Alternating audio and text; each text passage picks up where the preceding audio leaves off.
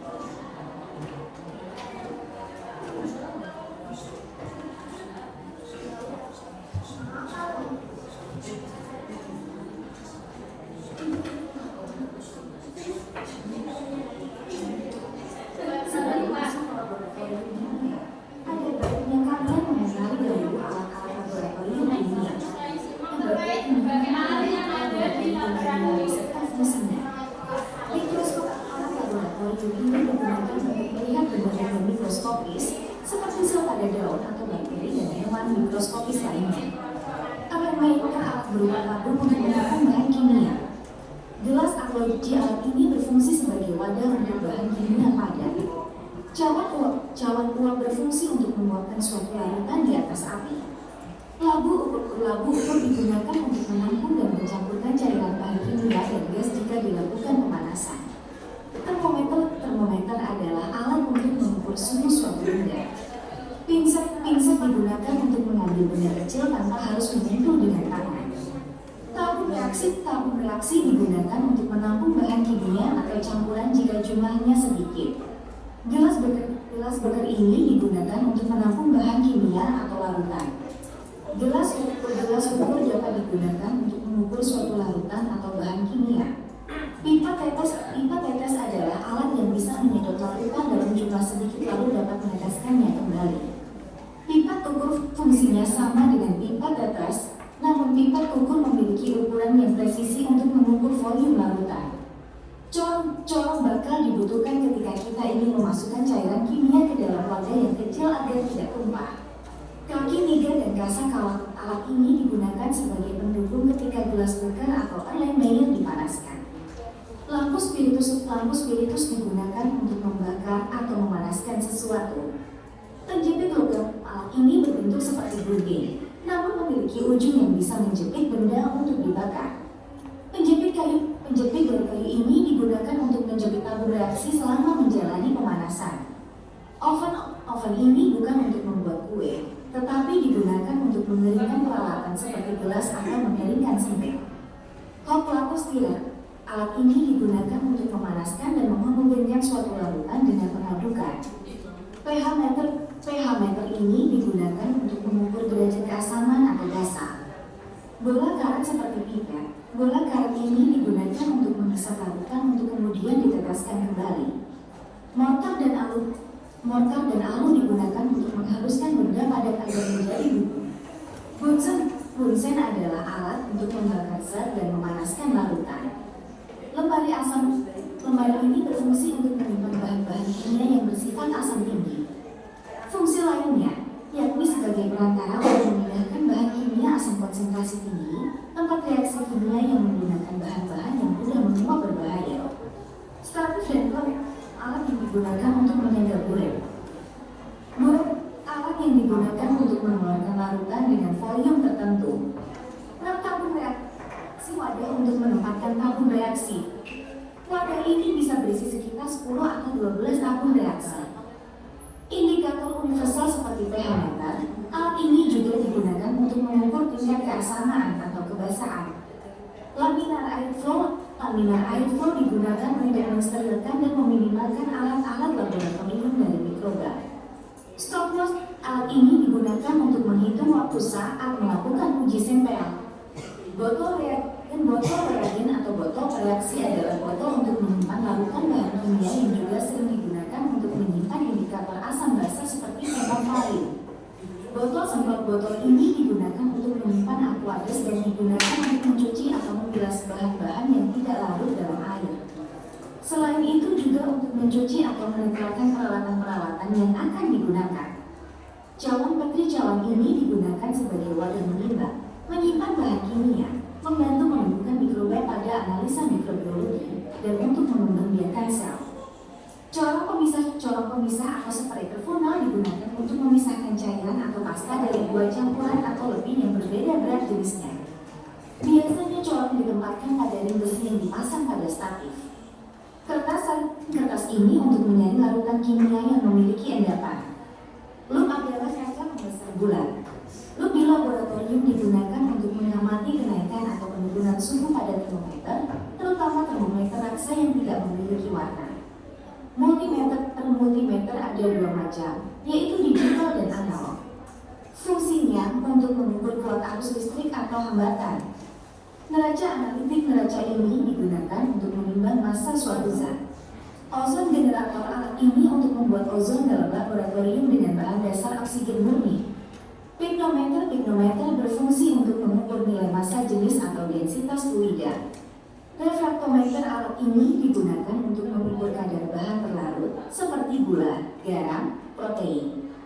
Rotary evaporator alat ini berfungsi memisahkan zat dari suatu campuran. tadi ulasan mengenai nama alat-alat laboratorium kimia beserta fungsinya. Sekarang tak perlu bingung ketika Kan sudah mengamati ya video. Masih ingat coba bisa menyebutkan 5 nama alat yang ada di dalam video? Coba 1 apa? Mikroskop. Kemudian meter. Kemudian apa? Tabung reaksi. Tabung reaksi. Kemudian Ukur. reaksi. Tabung ukur. Cukup. Kemudian apa? Tabung ukur. Mariasa, benar. Coba tadi ketika ingin memanaskan suatu zat bisa memakai alat apa saja? Coba memanaskan zat. Ya. Masih ingat? Ayo. Ayo apa? Memanaskan zat. Yang pertama, zatnya itu ditaruh di apa? Apa? Gelas apa? Ayo. Gelas apa? Gelas kimia. Kemudian dipanaskan menggunakan apa tadi? Yang buat isi spiritus. Bunsen. Bunsen itu bisa dinyalakan karena ada spiritus. Kemudian untuk penyangganya kalian itu bisa menggunakan kaki 3. Nah, nanti gelas kimianya itu ditaruh di atas kaki 3. Sedangkan di bawahnya ditaruh apa tadi?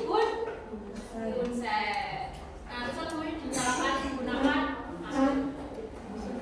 Oke, coba kalian bisa mengamati gambar ini. Nah, coba nomor 1 tadi nama alatnya apa? Gelas kimia.